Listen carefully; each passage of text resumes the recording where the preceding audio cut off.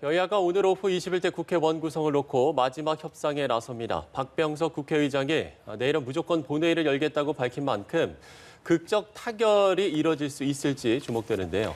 네, 한편 추미애 법무부 장관이 윤석열 검찰총장을 거칠게 비판한 걸 두고 논란이 이어지고 있습니다. 오늘 전문가와 관련된 내용 짚어보겠습니다. 현근택 더불어민주당 법률위원회 부위원장 그리고 박민식 전 국회의원과 함께합니다. 어서 오세요. 어서 오십시오. 안녕하세요. 예. 자, 박병석 국회의장이 주말 협상을 이제 마지막으로 못 박은 상황인데 일단 법사위를 놓고 여야가 이번에는 좀 합의점을 찾을 수 있겠습니까? 어떻게 보시는지요? 굉장히 어려운 질문인데요. 참 이게 어찌 보면 지금 원래 임기가 지난달 말에 시작됐으니까 한 달째 이제 국회 안 열리고 있는데 뭐 핵심 쟁점은 이제 법사위 연장이고요. 그렇죠. 벌써 이게 5번째 연기해오고 있는 거거든요. 네. 물론 아마 접점의 가능성은 이제 두세 가지 정도 있는 것 같습니다. 보니까 전반기 2년 나누자는 안도 있고. 상반기 하반기 그렇죠. 2년씩 나누자. 그다음에 예. 저희 당에서는 그러면 전반기는 하고 민주당에서 하고 후반기는 그러면 집권 여당이 나중에 하자. 집권 여당이 어디 될지 모르겠지만 예, 아니면 예. 또 뭐 1년씩 나누자는 안도 있고 아니면 법사위 뭐 법제를 나누자는 안도 있는데 거의 안은 다 나온 것 같아요.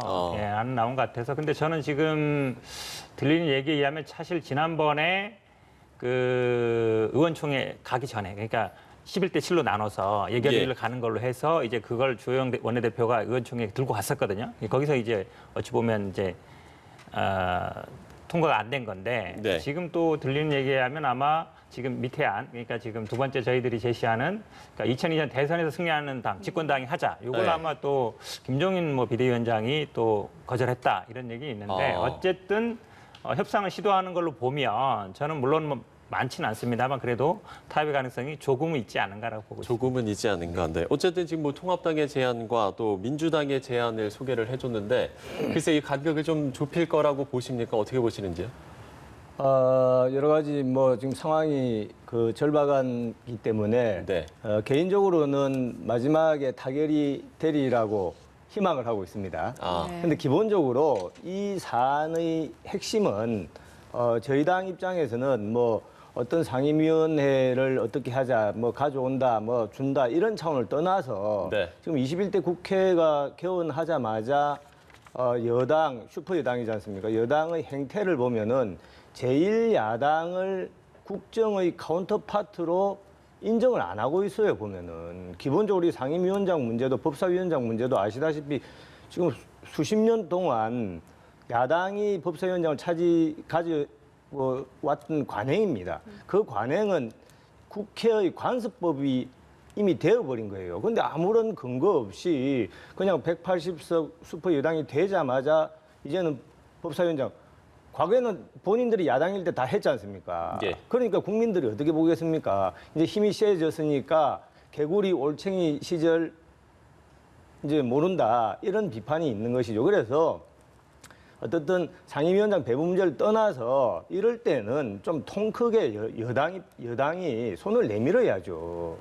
그러니까 제1야당을 그냥 뭐 모르겠다 자꾸 배제만 하고 뭐 협상하는 듯한 모습은 보이지만 제가 볼 때 그것은 어떻게 보면은 뭐 국민들한테 사진 찍기용 생색에 불과한 거 아니냐. 진심을 가지고 타협과 협상하려는 자세를 보여주어야 조호영 원내대표도 당 내에서 뭔가 입지가 생기지 않을까. 네, 민주당의 협상의 자세를 이야기해 주셨는데요. 뭐 어찌 보면 이제 과거로 계속 돌아가는 얘기예요. 예. 뭐 20대 전반기에도 뭐 권성도 의원이 했었고요. 어찌 보면 지금 딱 보이는 모습으로 보면 이제 한 달 동안 이제 국회가 안 열리고 있는데 뭐 그러니까 미래통합당이 어찌 보면 이제 야당은 맞습니다만 103석이거든요. 국회가 예. 300석입니다.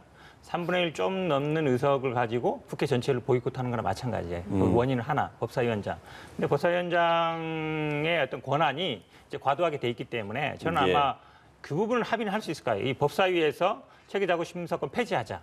이런 것도 하면 되거든요. 그러면 아마 그게 없어지면 법사위원장과 이렇게 치열하게 싸울 필요가 없어요. 저는 그래서 아마 이번에 그 합의를 할 때 이거 철폐하자. 같이 했으면 좋겠습니다. 그러면 아마 이 뭐 그동안도 어찌 보면 뭐 계속 한 달 뭐 아니면 평균이 이제 13대 이후에 41일이었는데 41일 동안 이제 무노동 무임금과 마찬가지예요. 국민들이 보기에는 법에 다 나와 있습니다. 이거 올까지 하게 돼 있어요.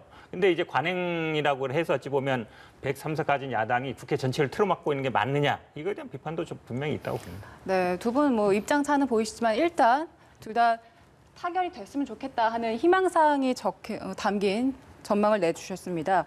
자, 그럼에도 불구하고 주중회의에서는 협상을 계속 이어갔지만 이게 그만큼 어렵고 또 첨예한 대결이기 때문에 협상을 이루지 못하고 오늘까지 이렇게 이어가는 거 아닙니까? 박 의장께서는 오늘이 마지막 협상이다 이런 네. 말씀을 하시기로 했는데 오늘 합의를 도출하지 못해도 내일 본회의를 열고 그리고 상임위원장 선출을 마무리 짓겠다라는 의견을 분명하게 해주셨습니다. 만약에 이렇게 못 박아둔 대로 남은 12개 상임위원장을 모두 선출해서 여당이 단독으로 국회를 이끌어가게 되는 상황이 발생한다면 여당 입장에서 좀 부담이 되지 않겠습니까? 부담이 되죠. 근데 박 의장님이 이렇게 말씀하신 게 지금 벌써 3번째인가 그렇습니다. 예. 마지막이다, 선출한다 했는데 지금 뭐 진짜 마지막인지 아닌지 한번 두고 봐야 되겠습니다만 아마 이게 뭐 기본적으로 지금 뭐 관습법 말씀하셨지만 법에는 물론 이제 본회의에서 선출하게 돼 있지만 예. 의석수대로 배분을 해왔거든요. 그리고 지난번에 아마 잠정적으로는 11대 7 정도는 합의된 걸로 보기 때문에 이제 그걸 완전히 깰 것 같지는 않은데요. 문제는 네. 이제 3차 추경은 문제가 있기 때문에 저는 아마 뭐 추경은 어쨌든 처리를 해야 되는 것이고 이번 주 금요일까지거든요. 임기는 토요일까지입니다만 회기는 어쨌든 금요일 날까지 마지막인데 금요일에 처리하려면 아마 내일 선출할 수밖에 없지 않은가라고 보고 예. 있습니다. 그래서 아마 정보위원장 빼고는 나머지는 선출하고 뭐 추경 처리 이후에 뭐 사퇴하는 방안으로 갈 가능성도 있다고 봅니다. 네. 의원께서는 그럼 어떻게 보시는지? 아니 기본적으로 아까 말씀드린 것처럼 이제 김종인 지금 비대위원장도 그런 언급을 했던 거로 제가 기억을 하는데 뭐 기왕 이래 되면은 슈퍼 여당이 그렇게 전행을 할 것 같으면 상임위원장 자리 다 가져가라 그냥 본인들이 다 가져가서 본인들 책임하에 운영을 해라 예. 이런 그 분위기가 당 내에 상당히 팽배해 있는 걸로 알고 있습니다. 그러니까 기본적으로 아까 말씀드린 것처럼 상임위원장을 누가 갖고 안 갖고를 떠나서 여당이 국정의 책임자지 않습니까? 그러니까 제1야당을 진정한 어떤 상대로 인정을 해줘야 됩니다. 그 인정을 해주는 것은 뭐냐면은 기본적으로 그 출발은 국회법과 오래된 국회의 관행을 지키는 거예요. 그런데 갑자기 이제 슈퍼 여당 됐다고 여러 가지 축구 선수 11명 하던 거를 이제 5명이서 하자 이렇게 룰을 바꾸면은 이 건을 넘어서 21대 국회 내내 여당의 독주를 야당은 막을 수 없다 이런 절박함이 여기 당 내에 분위기가 그렇게 돼 있는 거죠. 예. 한마디 하면요. 이제 18석 다 갖고 가라. 이게 과연 뭐 제가 보기에는 뭐 협상 전술이라고 봐요. 그리고 뭐 그렇게 할 리도 없겠지만. 근데 만약에 그렇게 했을 때 뭐 미래통합당 가만히 있겠느냐. 당연히 아마 제가 보기엔 뭐 의회 독재다 아니면 뭐 할 거다 이렇게 봐요. 저는 아마 그렇게 얘기한다 그러면 진정성이 있으려면 다 갖고 와라. 우리 절대 나중에 다르면 안 하겠다. 이게 전제돼야 되는데 예. 전혀 그럴 것 같지는 않아요. 그러니까 또 제가 보기에는 협상술이라 보고요. 실제로 뭐 그런 일은 뭐 일어나지 않는 게 좋다고 봅니다. 알겠습니다. 일단 뭐 오늘 5시 회동 이후에 좀 어떤 결론이 날지 저희가 좀 지켜봐야 될 것 같습니다. 자, 지금 여야의 대화가 막힌 상황이다 보니까 공수처 출범 문제도 이게 또 다른 뇌관이 되는 게 아니냐 이런 좀 이야기가 나오는 것 같습니다. 후보 추천이 구성부터 좀 쉽지 않아 보이는데요. 후보 추천위원회가 일단 구성이 되어야 되지 예, 않습니까? 그렇죠. 그러면은 뭐 여당에서 추천한 사람, 또 야당에서 추천한 사람인데 지금 뭐 제가 알기로는 이제 이 공수처법이 통과되고 시행일이 6개월 후이기 때문에 이것이 7월 15일이다. 예. 문재인 대통령의 뭐 가장 중요한 관심사 아니겠습니까? 자, 그런데 물론 공수처법이 통과되었기 때문에 그 이후에 후속 절차를 빨리 밟는 것은 필요하죠. 하지만 우리가 돌이켜보면 지금 이 공수처와 비슷한 기구가 특별감찰관 제도라고 이미 법이 다 되어 있고 과거에 특별감찰관이 운영이 되었어요. 근데 지금 문재인 정부에서 특별감찰관을 3년 동안 공석으로 두고 있거든요. 그렇게 절박하다라고 하면은 7월 15일 공수처법 이것도 문제지만은 이미 있는 특별감찰관부터 먼저 임명을 해야죠. 그리고 두 번째는 어떻든 이 공수처법에 대해서는 야당이 어떤 위헌 문제다 여러 가지 문제를 많이 제기해서 사실상 강행 처리된 법 아니겠습니까? 예. 그렇다라고 하면은 이제 뭐 지나간 일은 지나간 일이라 하더라도 이것이 좀 부드럽게 운용이 되려면 이 후보 추천위원회라든지 여러 가지 기타 부분에 대해서 여야가 좀 허심탄회하게 머리를 맞댈 수 있는 그런 시간적 여유를 둬야죠. 그냥 무슨 고지 점령하듯이 7월 15일까지 해야 된다. 예? 그러면 만약에 여야 협상이 안 되면 어떻게 합니까? 후보 추천이 안 되면. 예. 그러면 또 이것도 강행으로 할 수 있습니까? 그렇기 때문에 그런 부분에 대해서도 마찬가지로 여당 입장에서 좀 여유 있는 자세를 보일 필요가 있다라고 생각합니다. 예. 지금 뭐 추천위원회 규칙안을 놓고도 좀 신경전이 그렇죠. 아마 이 벌어지는 모양새인데요. 공수처 아시다시피 7분이 이제 위원인데 예. 3분은 이제 검찰청, 법원, 변협에서 하고요. 나머지 그렇죠. 4분을 이제 야당과 야당에서 2분, 여당과 야당에서 두 2분 명씩. 하는데 예. 결국은 이제 이 사실 야당 2명 할 때는 야당이 둘 정도, 제2야당이 있을 걸 어느 정도 전제로 한 거예요. 근데 지금처럼 만약에 미래통합당이 2명을 추천해야 된다. 제가 보기에는 아마 지금 말씀하시는 거 보면 일단 위원 추천을 안 할 가능성이 많고요. 그렇죠. 그다음에 추천을 한다 해도 2명은 무조건 반대로 갈 가능성이 많아요. 왜냐하면 6명을 찬성해야 되는 거기 때문에 그러면 이제 굉장히 이게 늦어질 가능성이 저는 있다고 봅니다. 근데 지금 뭐 박 의원님 말씀하셨지만 이게 결국은 6명 찬성으로 만들어 놓은 게 결국은 아마 만약에 추천을 해도 2분이 안 나오면 성원 자체가 안 돼 버려요. 그렇죠? 그러니까 위원 일단 추천 안 할 가능성이 많고 일단 회의에 안 나오실 가능성이 많고 추천을 해도 그다음에 반대할 가능성이 많고 그러다 보니까 저는 아마 이게 굉장히 늦어질 가능성이 있어서 과연 이 6명 찬성이 맞느냐 이 부분에 대해서 아마 제가 보기엔 나중에 좀 논란이 될 것 같습니다. 예. 자, 그럼 다음 이슈로 넘어가 보죠. 지난주에 또 추미애 법무부 장관의 발언도 논란의 중심에 있었습니다. 민주당 초선 의원들과 함께한 자리에서 윤석열 검찰총장을 좀 공개적으로 비판하기도 했는데요. 이 발언을 두고 야당에서는 추 장관의 발언에 대해서 좀 가열차게 비판을 이어갔고 여당 내에선 좀 톤 조절이 필요한 게 아니었나라는 의견도 나오기도 했습니다. 자, 한편 조응천 의원이 여당 의원 중에선 처음으로 비판을 제기하기도 했는데요. 거친 언행에 말문을 잃었다라고 비판을 했는데 자, 조 의원의 비판을 어떤 의도라고 해석해 볼 수 있을까요? 뭐 조응천 의원님이 원래 우리 당에서 계속 야당 역할을 해오신 분이고 예. 또 원래 약간 검찰에 오래 계셨고요. 그동안 뭐 박근혜 정부에서 약간 이렇게 반발하고 나오긴 하셨지만 뭐 예. 그런 원래 스탠스였기 때문에 큰 얘기는 아닌 것 같은데요. 아마 지금 논란이 되는 건 아마 미래통합당에서 얘기하는 게 이게 뭐 직권남용이다. 뭐 고발도 아마 시민단체에서 한 걸로 알고 있는데 예.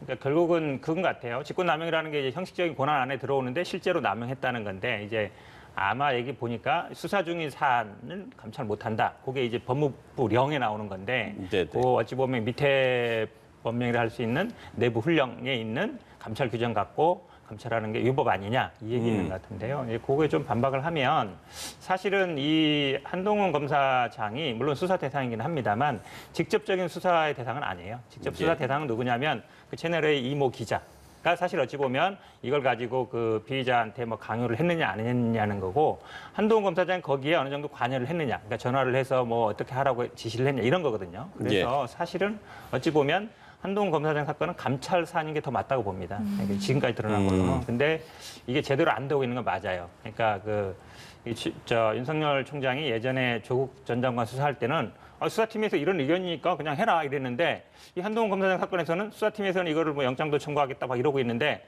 예. 보기에는 어쨌든 자기 측근이고 이러다 보니까 무슨 전문 수사 자문단인가? 물론 법령에는 있어요. 근거 있는 규정인데 그동안 이런 거 잘 안 했었거든요. 예. 근데 갑자기 거기 한번 붙여봐라. 근데 그 선임이나 뭐 위원들은 이제 검찰총장이 하는 거예요. 그러다 보니까 수사팀의 어떤 수사 의지와는 달리 뭔가 좀 자기 측근을 보호하는 게 아니냐 이제 이런 의혹이 있었거든요. 그러면 좀 감찰이 필요하다. 실제 감찰 진행 중이었고 대검에서 그렇게 본다 그러면 뭐 직권남용의 여지는 저는 없다고 보고 있습니다. 네. 뭐 직접 감찰, 법무부에 이제 직접 감찰에 대한 이야기를 해두셨으니까요. 지금 뭐 법무부 측은 적법한 권한 행사다라고 하고 있지만 일각에서는 이제 이게 법령 말씀을 해주신 대로 법령 위반이고 직권남용이다라는 주장도 있습니다. 어떻게 보시는지요? 아니 기본적으로 추미애 장관의 그 처신이 우선은 법무부 장관은 지금 와서 검찰총장을 이제 구체적 사건으로는 지휘를 할 수 있지만 네. 우리가 통상적으로 그 양자관의 관계의 핵심은 뭐냐면 검찰의 독립이 가장 중요한 검찰 개혁 과제 아니겠습니까? 그러면 법무부 장관의 역할은 뭐냐면은 정치권으로부터 검찰 외풍을 막아주는 역할이에요. 근데 지금은 반대로 법무부 장관이 정치권의 뭔가 좀 길잡이라고 해야 됩니까? 오히려 나서서 총대를 메고 검찰을 압박하는 그런 모양새니까 많은 비판이 있는 거죠. 두 번째로는 이제 아까 조응천 의원 뭐 비판도 나왔습니다만은 아마 제가 알기로는 여당 내에서도 추미애 장관의 좀 오바라고 해야 됩니까? 이런 데 대해서 말은 못하지만 비판이 많이 있는 걸로 알고 있습니다. 특히 다른 장관도 아니고 불편부당해야 될 법무부 장관이 집권 그 여당 소속 초선 의원들 앞에서 법무부 장관으로서 뭐 국회의원 선배로서는 모르지만 법무부 장관이지 않습니까? 이런 예. 말을 하는 게 옳으냐? 이제 가장 중요한 것은 지금 말씀하신 이것이 직권 남용이냐 아니냐라는 건데 아까 저 말씀이 있었습니다만은 이미 수사 중에 있습니다. 그러면 수사라는 것은 강제 수사권이 있기 때문에 훨씬 진상 규명에 용이합니다. 이미 수사 중에 있는데 감찰을 법무부 장관이 개별적인 사건에 대해서 감찰하라. 이렇게 하면 건건마다 감찰을 한다라고 하면은 검찰총장이나 검찰의 독립은 형해화될 수밖에 없는 것이죠. 그래서 실익도 없고 법률적으로도 문제가 있다. 이런 비판이 많이 있지 않습니까? 예. 뭐 네. 첨언하시겠습니까? 네, 원장께서? 잠깐 얘기하면요. 지금 예. 아마 앞에서 좀 말씀드렸습니다만 윤석열 총장이 굉장히 조국 전 장관 수사할 때는 아주 가열차게 했습니다. 근데 네. 본인 부인 이 고발돼 있거든요. 본인 부인 사건 뭐 주가 조작에 대해서 아니면 한동훈 검사장 측근으로 알려져 있죠. 한명숙 전 총리 관련해서 그 아마 뭐 집체개혁 했다 그분도 보면은 윤석열 총장하고 가까운 분이에요. 예. 꼭 하필이면 본인의 가까운 분들 수사할 때는 이게 뭔가 마치 이 제대로 안 되고 있느냐 이 부분이고요. 지금 아까 수사 중인 사안이라 말씀드렸는데 그 수사와 감찰이 반드시 이게 안 되는 건 아닙니다. 그러니까 제가 말씀드린 것처럼 그러니까 수사라는 거는 어쨌든 범죄, 그러니까 나중에 기소되거나 이걸 전제로 하는 거예요. 네. 한동훈 검사장 같은 그 한계선에 있습니다. 약간 선상에 있어요. 그러니까 수사 대상일 수도 있고 아닐 수도 있고. 근데 과연 그 검사장의 처신이 적절하느냐? 그러니까 기자하고 어떤 통화를 하고 어떤 논의를 하고 이런 부분들은 사실은 이게 기소가 안 될 수도 있는 부분이에요. 그런 건 감찰하는 거거든요. 그러니까 그거는 분리할 필요가 있다고 보고 있습니다. 네, 아니, 예. 저도 한마디만 하겠습니다. 지금 말씀을 그렇게 하셨는데 사실은 많은 분들은 반대로 이해를 하고 있어요. 추미애 장관이 이 정부 여당에 대한 수사에 대해서는 엄청나게 쉽게 말해서 어떻게 볼 때 우리가 볼 때는 방해하듯이 수사팀을 해체하고 뭐 여러 가지 공소장도 공개 안 하고 여러 가지 하면서 한명숙 전 총리 사건 같은 경우는 이미 다 끝난 사건, 대법원 확정 판결까지 다 난 10년 전의 일입니다. 그리고 그 제보를 했다는 사람도 물론 그 사람을 무시하는 건 아니지만 여러 가지 범죄로 그거 한 사람 아니겠습니까? 그런 이미 다 죽은 사건을 다시 좀비처럼 다시 되살려가지고 감찰한다 하는 게 사실 순수성이 의심받는 것이죠. 저도 뭐 확정된 사건인 건 아는데요. 근데 예. 이분들이 사실은 뭐 여당에서 먼저 제기하거나 이게 아니라 이분들이 어찌 보면 진정을 하는 거예요. 말씀하신 것처럼 두 분 다 이제 죄를 지어서 어쨌든 보면 이제 뭐 실형을 살고 계신 분들인데 이분들이 또 본인들의 권리를 제기하는 거거든요. 근데 그 진정 사건을 과연 어디서 처리할 거냐, 그걸 왜 자꾸 여기저기 돌리느냐, 여기에 예. 이제 의문을 제기하는 것이죠. 알겠습니다. 예, 이번 이슈는 여기서 정리를 해보고요. 자, 이번에는 인국공 사태 이야기를 좀 나눠보죠. 주말까지도 여전히 사태가 진정되지 않고 있는 상황인데요. 김두관 의원의 발언이 논란이 되기도 했습니다. 현재 조금 더 배웠다고 2배 받는 건 불공정하다라고 발언을 하면서 공정에 대한 이야기를 나눴죠. 자, 하태경 의원과 서로 반박하고 또 재반박을 계속해서 이어나가고 있는 상황인데 주변에서도 사실 취준생이 아니어도 만나면 한 번쯤은 나오는 이슈거든요. 자, 두 분께서는 어떻게 보고 계신가요? 아니 저는 김두관 의원의 그 발언에 대해서 상당히 좀 답답하게 생각을 합니다. 정말 현실 인식을 저렇게밖에 못하냐, 댓글을 보지 않냐. 뭐냐면 이 사건의 핵심은 문재인 대통령의 취임사를 인용하면은 기회는 평등하고 과정은 공정하다. 과정이 공정해야 되는 겁니다. 그런데 쉽게 이야기를 하면은 그 비정규직을 정규직으로 가능만 하면은 다 찬성하죠. 그거를 반대한다는 것이 아닙니다. 그럼 정규직으로 전환할 때도 기준과 원칙이 투명해야 되는 거죠. 조국 사태 때 왜 많은 사람들이 그렇게 분노했냐 하면은 아빠 찬스를 이용해서 뭔가 혜택을 받다. 똑같거든요. 지금 이분의 비정규직 정규직으로 전환된 분들도 지금 비포 문재인, 애프터 문재인이라고 하지 않습니까? 문재인 대통령이 취임하고 사흘 만에 인천국제공항공사 방문을 했어요. 그래서 공공부문 비정규직 제로를 선언을 했습니다. 그래서 문재인 대통령 그 방문이라는 아주 그 특이한 상황으로 인해서 지금 와서 로또를 받은 거다. 예. 그렇게 지금 이야기하는 거 아니겠습니까? 그러니까 김두관 의원의 발언은 제가 볼 때는 대단히 부적절한 것이다. 예. 현재 청년들의 그 분노에 기름을 붓는 것이다. 이렇게 보고 있습니다. 네. 어쨌든 네, 저희가 좀, 이제 답변을 듣고 저희가 좀 마무리 지어야 될 것 하나 같은데요. 그러니까 네. 인천공항이 상징적인 사건이 됐던 거는 인천공항 관련해서 근무하는 분야 10,000명 정도 돼요. 거기에 사실은 정규직은 1,400명밖에 안 됩니다. 그러다 보니까 많은 공공기관이 있지만 비정규직 비율이 압도적으로 많았다는 것이죠. 그러다 보니까 이제 정규직화하는 데 있었는데 이 부분은 저는 그러니까 김두관 의원의 발언이 저는 사실 어찌 보면 본질이라고 봐요. 왜냐하면 사실은 사무직의 대부분 대졸자들은 이제 사무직에 지원하거든요. 이분들은 네. 이제 평균 연봉이 한 8천 정도 되는데 이분들은 어찌 보면 그동안 이제 공공기관에서 정규직했던 분들은 청소라든지 시설 노동이라든지 아니면 이런 어떤 뭐 보안 관련 이런 분들이거든요. 근데 이런 분들은 사실 그동안 어찌 보면 1년마다 계약을 갱신해 왔어요. 근데 이분들이 뭐 말씀처럼 뭐 갑자기 뭐 알바하다 된 것도 아니고요. 이분들 오랫동안 일해온 분들이고 사실 이분들은 예를 들어 대졸자들이 이런 분야에 지원하면 다시 또 정규직화 될 수 있는 가능성이 있거든요. 저는 그래서 이거는 논쟁을 치열하게 해봐야 될 문제다라고 보고 있습니다. 알겠습니다. 자, 두 분과 이야기 나눠봤습니다. 현근택 더불어민주당 법률위원회 부위원장 박민식 전 국회의원과 함께했습니다. 좋은 말씀 고맙습니다.